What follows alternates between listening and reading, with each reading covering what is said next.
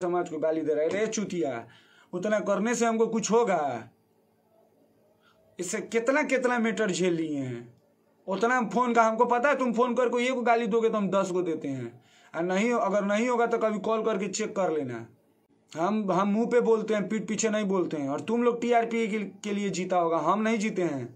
और धोखा से जो तुम लोग चुमन चुतियो कुछ अपने फैन लोग से जो हमको गाली दिलवा रहे हो, तो सुन लो, तुम्हारा फैन अगर अब हमको गाली देगा तो हम तुमको गाली देंगे। और तुम जैसे राजनीति हमारे पास मत दिमाग लगाना कि हम उसको ना जानते हैं, हमारे फैन होंगे तो हमको फैन के कुत्ता काट ले बा।